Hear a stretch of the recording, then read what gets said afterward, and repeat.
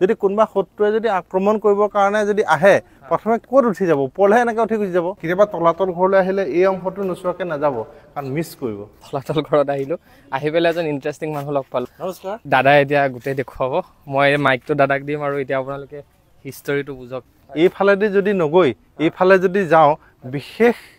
তলাতল ঘৰৰ মূল বস্তু কিছুমান আমি দেখা পাম এই বস্তুটো এইকাৰণে বনাইছিল লাহেকৈ ওপৰলৈ বৰচৰাখনলৈ উঠি যায় যদি কোনোবা শত্ৰুৱে যদি আক্ৰমণ কৰিবৰ কাৰণে যদি আহে প্ৰথমে ক'ত উঠি যাব ওপৰলৈহে এনেকৈ উঠি গুচি যাব হয়নে নহয় তেতিয়া এই তেওঁলোকৰ তলত থকা বস্তুখিনি বাচি গুচি যাব বাচি যোৱা বস্তুখিনি হ'ল অৰ্থাৎ ৰাজভঁৰালটোৰ মুখতে আছে তলাতল ঘৰটো স্বৰ্গদেউ ৰাজেশ্বৰ সিংহই নিৰ্মাণ কৰোৱাইছিল আৰু যিজন ৰাজমিস্ত্ৰী আছিল ঘনশ্যাম খনিকৰ আৰু ৰাজেশ্বৰ সিংহৰ সময় পিৰিয়ডটো হৈছে 1751 to 69 17 বছৰ 7 মাহ 21 দিন তেওঁ ৰাজত্ব কৰিছিল আৰু তেতিয়া সেই সময়তে তেওঁ তলাতল ঘৰটো এটা ৰাজপ্ৰসাদ হিচাপে নিৰ্মাণ কৰিছিল আৰু প্ৰথম অংশটো ঘোঁৰাশাল বুলি কোৱা হয় ঘোঁৰাশাল বুলি কোৱাৰ লগে লগে যে ঘোঁৰা যে বান্ধিছিল তাৰ কিবা এভিডেন্স আছে নেকি এইবিলাক হোল লৈছানে হোলবিলাকত এইটো বস্তু যে ঘোঁৰা যে বান্ধিছিল সেই কথাটো গম পোৱা যায়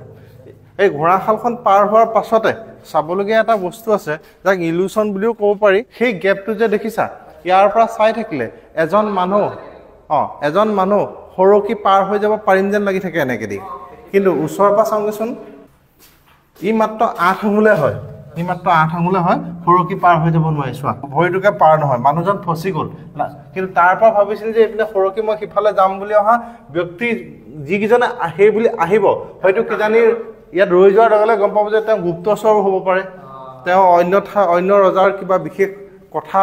ইয়াৰ পৰা নি পেলাই ক'বলগীয়াও হ'ব পাৰে সেই ধৰণৰ কথাবিলাক এই অংশত জড়িত হৈ আছে কেতিয়াবা তলাতল ঘৰলৈ আহিলে এই অংশটো নোচোৱাকৈ নাযাব কাৰণ মিছ কৰিব তলাতল ঘৰটো এটা ৰাজপ্ৰসাদো হয় তলাতল ঘৰ এটা ফ'ৰ্ট দুৰ্গও হয় আৰু তলাতল ঘৰত ইয়াত বিচাৰ কাৰ্যও সম্পন্ন হৈছিল প্ৰথম দ্বিতীয় তৃতীয় এইটো ৰাজভঁৰালো আছে ইয়াক গন্ধিয়া বৰা ভঁৰাল বুলি কোৱা হয় তলাতল ঘৰ বুলি ক'লে মানুহৰ এটা কৌতূহল আহি পৰে কাৰণ ইয়াত সুৰংগৰ কথা আহি পৰে এই দিখৌ নদীলৈ সুৰংগ আছে আৰু গড়গাঁও কাৰেংঘৰলৈ সুৰংগ আছে বৰ্তমান সুৰংগকেইটা যদিও বন্ধ কিছু কথাত গম পোৱা যায় যে তলৰ সুৰংগৰ আৰু কিছু স্থানত আছে বুলি সেই স্থানকেইটা আমি চাম এই দৰ্জাখনেদি সোমাই যাম মই সেই ওখ ঘৰটোত ওলামগৈ ব'লকচোন ৰহস্যময় কথাখিনি ভিতৰতে পাতোঁ আমি এইফালেদি সোমাই যাম ওলামগৈ ক'ত সেই ওপৰৰ ফালে ইয়াৰ পৰা যে চাই থাকিলে সেই ৱালখন যে দেখিছা দেখাত শেষ যেন লাগি আছে হয়নে নহয় কিন্তু ওচৰৰ পৰা চাওঁগৈচোন নহয় কি হয় বোলেচোন কি বা হয়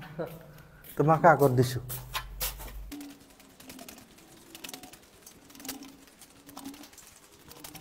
দেখাত শেষ যেন লাগি আছিলে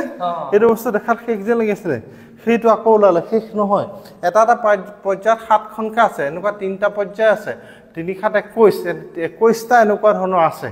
আমি এতিয়া এইফালেদি সোমাই বাহিৰখন কেনেকুৱা চাওঁচোন একচুৱেলি লাহে লাহে ক্ৰমান্বয়ে চাপৰ হৈ গৈ আছে এতিয়া আমাৰ বুৰঞ্জীয়ে যে কয় শিঙৰি ঘৰ হুলুং ঘৰ পানী ঘৰ অৰ্থাৎ শাল কাঠৰ কিছুমান খুঁটা অৱশেষে ঘাঁহবিলাকৰ তলত এই পইণ্টবিলাক ওখ হৈ যে আছে তাৰ তলত লুকাই আছে এই দৰ্জাখনেদি সোমাই চাওঁ এটা কথা ঠিক আকৌ তলাতল ঘৰত মানুহে এটা সময়ত হেৰাইছিল সোমালে ওলাই আহিব নোৱাৰে নিশ্চয়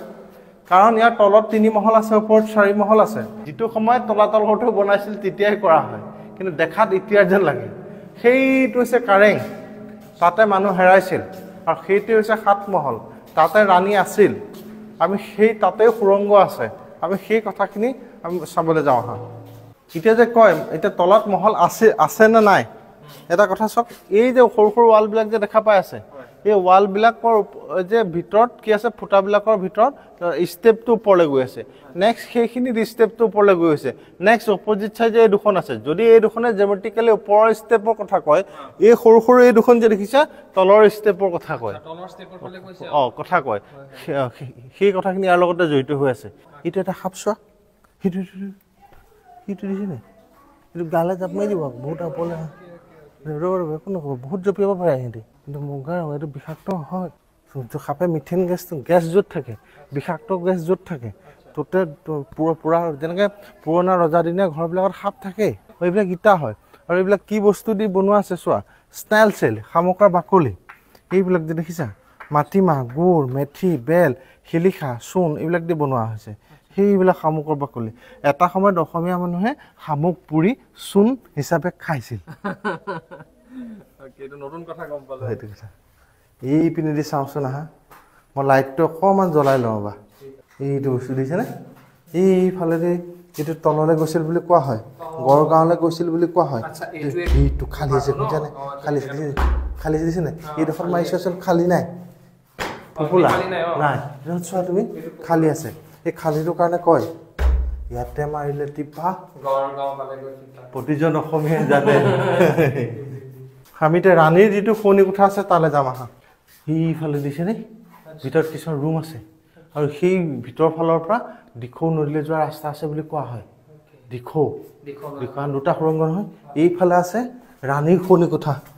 এইবিলাক যে দেখিছা ৰাণীৰ শোৱনি কোঠা কিমান ধুনীয়া চোৱা সঁচাকৈ ভাল লাগি যায় যেন আমি এটা বহুত পুৰণা ৰাজপ্ৰসাদৰ ভিতৰত সোমাই আছোঁ আৰু এইবিলাক যে দেখিছা এইবিলাকক দেৱকুষ্ঠ বুলি কোৱা হয় এই আৰ্টছবিলাকক চন্দ্ৰকলা বুলি কোৱা হয় ইয়াতে দেৱ দেৱতাৰ মূৰ্তি এনেকৈ যেনিবা গণেশ সূৰ্য দেৱতা এনেকৈ সোমোৱাই ৰাখিছিল কিন্তু যদি কিছুমান জেগাত যদি হোল থাকে তে মিঠাতেলৰ চাকি জ্বলাইছিল আৰু ওপৰৰ পৰা ৰাণীৰ এটা ভাস্কৰ্য আছে সেইটো চাওঁগৈ আৰু ওপৰৰ পৰা ৰজাৰ কোন কোন অংশত মানে বিচাৰ কাৰ্য হৈছিল কোন অংশত তেওঁলোকৰ কি কাম হৈছিল ওপৰৰ ফালৰ পৰা চাবলৈ ভিউটো ভাল হয় তালৈ যাওঁ প্ৰায় 300 বছৰ ওচৰ আছে সেই মানুহজন যে বহি আছে সেইটো হৈছে ন্যায় সুধা ফুকন চৰা সেই পাৰ্টটো যে আছে ন্যায় সুধা বিচাৰ ন্যায় সুধিছিল আৰু এই যে অংশটো দেখা পাই আছে এইজন যে আহি আছে এইটো হৈছে বৰচৰা ইয়াতে কবি শেখৰ ভট্টাচাৰ্য হৰিবংশপদ নামৰ কাব্যখন এই বৰচৰাতে পাঠ কৰিছিল আৰু তাৰ উপৰিও আৰু সেই ডাউনটো যিটো দেখি আছে ডেকা চৰা সেই দূৰেদি যে গাড়ীখন যে সোমাই আহিলে সেইখন এখন দুৱাৰ আছে সেইখন পানী দুৱাৰ সেই ইপিনে ফণ্টে সমান ডিষ্টেঞ্চত আছে সেইখন নদুৱাৰ বৰদুৱাৰ সেই বাইকখন অহাৰ পিনে আছে নদুৱাৰখন তাৰমানে চাৰিওফালে আছে গড় চাৰিওফালে গড় খাৱৈ আহিবৰ কাৰণে ৰাজপ্ৰসাদলৈ 3খন দুৱাৰ এতিয়াতো এই যে পুখুৰীটো দেখিছা এটা মিঠা পুখুৰী বুলিও কোৱা হয় সোণতোলা পুখুৰী বুলিও কোৱা হয় দুইটা নামেই উপলব্ধ বুৰঞ্জীত এতিয়া আমি ইয়াৰ যিগৰাকী ৰাণী গৰাকীৰ নাম হৈছে কুৰংগনয়নী আৰু এই খোপাটো যে দেখিছা এই খোপাটো দেখিছা উধানীয়া খোপা বুলি কোৱা হয় উধানটোৰ লগত মিল আছে খোপা অসমীয়া সমাজৰ এটা বিশেষ বৈশিষ্ট্য আছে যেনেকৈ বিহুৰ সময়ত যিটো খোপা বান্ধে যেনে বহুতে সোধে কলদিলীয়া খোপা হয়নে নহয় ঠিক তেনেকৈ এই খোপাটো যে দেখিছে উধানীয়া খোপা এইটো এটা দুটা তিনিটা সেইখন কিমান এটা অধ্যয়ন কৰিবলগীয়া কথা আছে সেই সময়ত আজি আমি দেখিছোঁ চুলি হেয়াৰ ষ্টাইলৰ খোপাবিলাক আমি ৱেষ্টাৰ্ণ কালচাৰ বুলি আমি ভাবি থাকোঁ সেই সময়ত কেনেকুৱা ধৰণৰ খোপা বনাইছিল ভাবিছোৱাচোন আৰু তিনিটা ওপৰৰ চুলিকেইডাল কেনেকৈ বান্ধিলে বস্তুটো ধুনীয়া হয় যিমানে সূক্ষ্মকৈ চাই সিমানে সেইটো কথা গম পোৱা যায় এগৰাকী দাসী এইটো পিঞ্জৰত এটা চৰাই আৰু যে ৰয়েল হয় এইখন এটা হেৰিয়াত বহি আছে দেখিছেনে ওখ এটা আসনত বহি আছে আৰু এই পিনে যে দেখিছে এইটো যিটো মানে এৰিষ্টক্ৰেট হয় যেনেকৈ ডাঙৰ এটা একদম মাল এটা যে গাৰু এইটো দিছেনে এই স্কাল্পবিলাকে কি কৰি থাকে সেই সময়ৰ সমাজবিলাকৰ প্ৰতিচ্ছবিবিলাক দাঙি ধৰি থাকে অধ্যয়ন কৰিবলৈ আজি 400 বছৰ আগত অসমীয়া মানুহ কেনেকুৱা আছিল কি খাইছিল কি পিন্ধিছিল কিহে ক'ব এইবিলাক হৈছে জাতীয় সম্পদ এইকাৰণে জাতীয় সম্পদ বুলি কোৱা হয় ইয়াক লৈ তুমি সেই সময়ৰ সমাজখন যে অসমীয়া মানুহবিলাকৰ এনেকুৱা সমাজ পদ্ধতি অধ্যয়ন কৰাৰ উপায় আমি এটা মন্দিৰ এটা পাম সোঁহতে আমি ভিতৰলৈ লাহেকৈ সোমাই আহিছোঁ ইয়াৰ বেছটো হৈছে অক্টাগনেল 8কোণীয়াকৈ বনোৱা আছে আৰু সেইকাৰণে কোৱা হয় বায়ু বৰুণ ইন্দ্ৰ বহ্নি যম নৈষাত ঈশান আৰু কুবেৰ এটা আছে সেইকাৰণে কোৱা হয় অষ্ট কোণাঞ্চ সৌমা ৰং তত্ত্বদিকৰ বাচিনী এই 8জন দেৱতাক প্ৰাতঃকালত ৰজাই স্মৰণ কৰিছিল আৰু সি নিজৰ পাৱাৰটো বঢ়াবৰ কাৰণে এই চাৰ্কুলটোৰ তলত যদি ৰৈ পেলাই লাহে লাহে ওম যদি কৰা যায় সেইটো এটা মানে কৌতাজনেহে গম পায় এটা চাইলেণ্ট এটা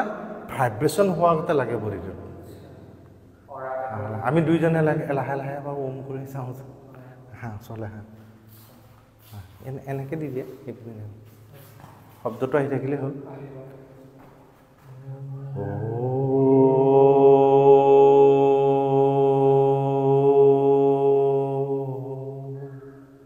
এইটো এটা চায়েন্স এইটো হৈছে মন্ত্ৰণা কক্ষ বুলি কোৱা হয় এটা মন্ত্ৰণা দিছিল ৰজাঘৰীয়া মন্ত্ৰণা দিছিল এটা সময়ত যেতিয়া চক্ৰধৰ সিংহই কৈছিল মোৰ পূৰ্বপুৰুষে বৈশ্যতা স্বীকাৰ কৰা নাই, মই কিয় কৰিম? আলাবৈ ৰণত 10,000 অসমীয়া সৈন্য হাজোৰ ওচৰত মৃত্যু হয়। দদৰা দলিবাৰী, চেঁচা নদী, হয়নে নহয়? বহুতে সেইবিলাকক দেৱকোষ্ঠ বুলি ক'ব খোজে আৰু বহুতে এই শ্লাইডবিলাকৰ নামবিলাকৰ লগতো মানে আওৰাইব খোজে। তথাপি যদি আমি চাওঁ এনেকৈ চুকাফা, চুতেওফা, চুবিনফা, চুংখাংফা, চুংখিয়াংফা, চতুফা, তাওখামতি, চুদাংফা, চুজাংফা, চুফকফা, চুচেনফা, চুহনফা, চুপিমফা, চুংমুং, শুক্লেংমুং, গোবৰজা, লৰাৰজা, গদাধৰ সিংহ, ৰুদ্ৰসিংহ, শিৱসিংহ, প্ৰমত্ত সিংহ, ৰাজেশ্বৰ সিংহ, লক্ষী সিংহ, কমলেশ্বৰ সিংহ, যোগেশ্বৰ সিংহ, পূৰ্ণ সিংহ। চুকাফা, চুতেওফা, চুবিনফা, চুংখাংফা, চুংখিয়াংফা, চতুফা, তাওখামতি, এই 7জনে চৰাইদেউত ৰাজত্ব কৰিছে। চৰাইদেউৰ ৰাজধানী আছে চুকাফা। আৰু এখন কিতাপ আছে, এই কিতাপখনত কিছুমান সমল দিয়া হৈছে। এতিয়া আমি যিহেতু আহিলোঁ তলাতল ঘৰটো কোনটো অংশক কি বুলি কয়, যেনে এই অংশটো ষ্টেপে উঠিলে বৰচৰা, এইটো হৈছে ন্যায়সোধা ফুকন চৰা, এইটো হৈছে কাৰেং, হয়নে নহয়? 7টা ঘোঁৰা ৰথ থকা কোনে লয়? সূৰ্য দেৱতা।